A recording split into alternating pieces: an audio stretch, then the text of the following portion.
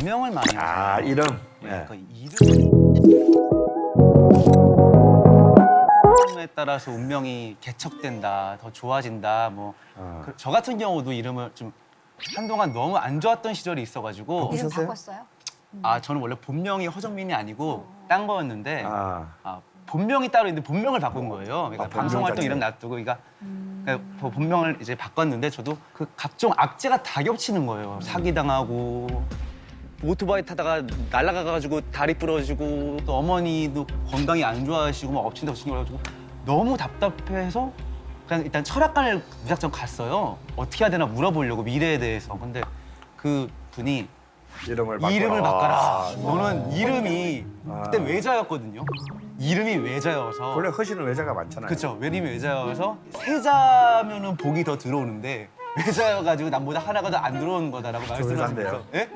저 외자인데요.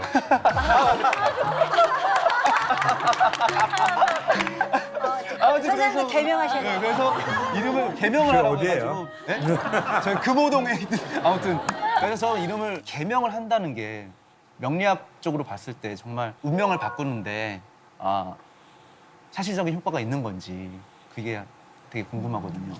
저는 일부 효과가 있다고 봅니다. 그런데 이름은 자기가 부를 일은 없죠.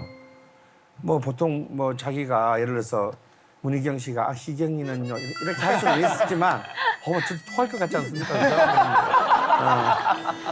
이름은 남이 자기를 부를 때 쓰는 겁니다. 그런데 나를 호명하는 데 쓰는 그 언어가 내가 듣기 싫다면 바꿔야죠. 정말 자기가 볼 때도 모멸적인 이름, 또 시대에 맞지 않는 이름들이 있어요. 특히 여자분들 이름 중에서. 무슨 자 뭐 이런 거 있잖아요. 저희 어머니가 85인데요. 이름 바꾸셨어요. 왜냐면 이름이 이제 뭐 자로 끝나시거든요. 그게 너무너무 싫으셨던 거예요. 그래서 지금은 뭐 그냥 약간의 절차만 하면은 금세 바꿔주니까 쉽게 바꾸는데요. 여러분 거꾸로 한번 생각해 보세요. 전화번호 자주 바뀌는 사람하고 이름 바뀌는 사람이 신뢰가 갈 것 같습니까? 네, 신뢰 안 가죠. 그래서 자기 이름에 특별한 하자가 없는 사람은 굳이 바꾸실 필요 없습니다. 사실 옛날에는 서로 자유연애 시대가 아니었기 때문에 사주를 미리 맞춰본 겁니다. 근데 지금은 이미 결혼하시기 전에 다 맞춰보잖아요. 그런데도 궁합을 보러 간다.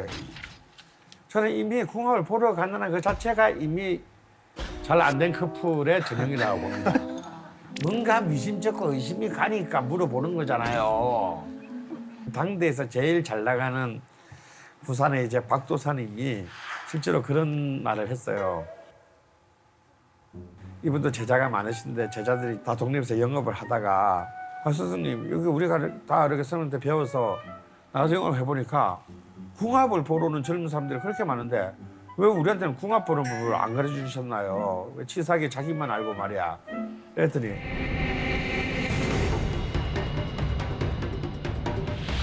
없는 걸 어떻게 가르쳐줘? 명리학에는 궁합이라는 개념이 없어요. 그럼 어떻게 해? 그럼 돌려보내요. 아니, 왜 오신 사람을 돌려보내? 그럼 어떻게 해야 돼? 그냥 대충 안 좋다고 그래. 이건 제가 지어낸 말이 아니고 그분 책에 나오는 거예요. 그 한국 최고의 지금 인기 있는 역술가도 야 그냥 대충 안 좋다 그러면 다 맞아. 한번 생각을 해보세요. 좋은데 여기 있어. 전혀 다른 환경에서 전혀 다른 성비로 자란 남녀가 만나서 잘 될 리가 있겠습니까? 안 되는 게 당연하죠. 근데 결혼을 했는데 어느 한쪽이 일찍 상당한 데 가보면요. 꼭 문상 가보면 근데 구석에서 그런 소리 하고 있습니다. 내가 뭐라 그랬노 너 쟤 들어오면 네 아들 잡아 먹는다고 안 그랬나 이런 말도 안 되는 살아있는 사람 2번 죽이는 그런 말이 꼭 어디 그 구석에서 나와요. 큰일 날 얘기입니다.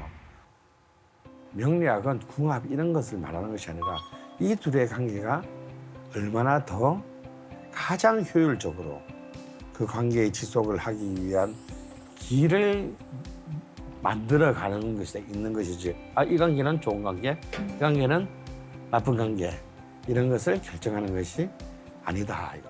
절대 만나면 안 되는 상극 같은 게 있다고 하던데. 그런 게 어딨냐. 뭐 4살 차이는 궁합도 안 본다 이것도. 아이 그게 어디 있어? 그런 것들이 다 쓸데없는 얘기들입니다. 선생님 원진살이란 게 있는데 원진살이 있으면 부부 관계가 안 좋다는데 이게 그게 다 쓸데없는. 차이 엄청 많네. 야, 저 둘이는 진짜 상극이고 서로가 누가 누구를 잡아먹는다 그랬는데 30년째 잘 사는 부부들도 수없이 늘렸고요. 저 둘이는 천생배필이라고 했는데 신혼여행 돌아오자마자 이혼하는 사람이 늘린 세상입니다. 천생연분이란 거는 백마 타고 왕자님이 오는 것이 아니고요. 자기가 백마를 사서 왕자로 만드는 겁니다. 그 반대도 마찬가지고요. 실제로 이런 게 있습니다. 나한테 필요한 것을 저 사람이 다 가지고 있고 저 사람이 필요한 걸 나한테 다 가지고 있어요. 완벽한 이론적으로 완벽한 사이인데요. 이 두 사이는 잘 맺어지지가 않습니다. 왜냐하면 나한테 필요한 걸 다 가지고 있고 저 사람 필요한 걸 내가 다 갖고 있으면 둘 다 가진 게 하나도 없다는 뜻이거든요. 그래서 친해질 수가 없어요. 뭐 친해져야 연애를 하고 결혼을 하지. 그래서 참 양약은 고구이나 이어병이라는 말이 생깁니다. 좋은 약은 몸에는 좋지만 입에 써서 잘 먹기 힘들다는 뜻입니다. 근데 나한테 나쁜 거는 저 사람한테 다 있고 저 사람한테 나쁜 건 나한테 다 있잖아요. 그럼 둘이 같은 걸 다 공유하고 있다는 뜻입니다. 빨리 친해집니다.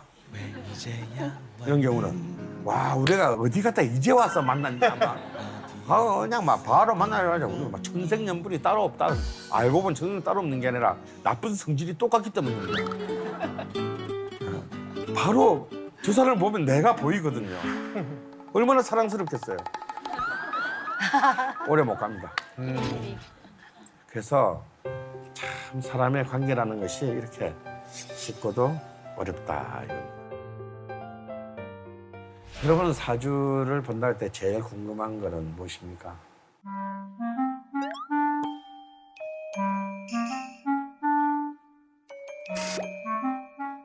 제일 많이 묻는 게 우리의 재물운은 어떻게 될까요? 저는 떼돈을 버나요. 옛날에는 100년 전까지만 하더라도 재물보다 무엇을 더 우선시했습니까? 건강, 명예. 관직. 관직. 왜냐하면 남자는 권력을 얻지 않으면 아무런 것이 아니기 때문에. 근데 이제 지금은 이제 관의 시대는 끝나고 제2시대가 됐습니다.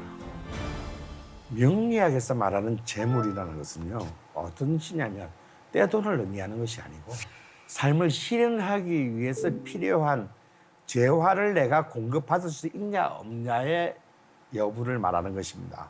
즉, 내 명이 만약에 학자가 될 명이라면 그럼 적어도 대학원은 가고 박사학위는 받아야 될 거 아니에요? 그럼 그러려면 아무래도 좀 부모님이 날 좀 도와주시거나 나이 많은 형이 잘 돼가지고 내가 학비를 좀 이렇게 좀 덜 벌어도 일찍 학위를 마치려 도와주. 이게 재물운이에요. 재물운이 없다는 것은 돈이 없다는 게 아니라 내 명을 실현시키는데 꼭 필수 불가결한 재화를 내가 못 받는다. 그럼 어떻게 됩니까? 그걸 포기해야겠죠.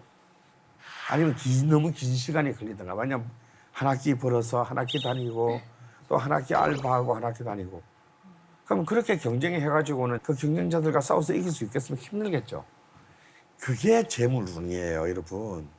그 이상은 재물운과 상관이 없습니다. 예를 들어서 이런 경우는 있습니다.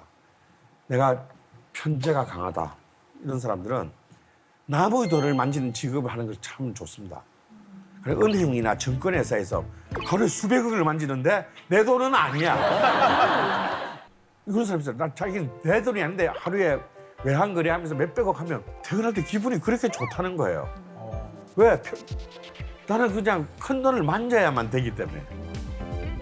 어떤 사람한테는 스트레스지만 어떤 사람한테는 그것이 좋은 것이죠.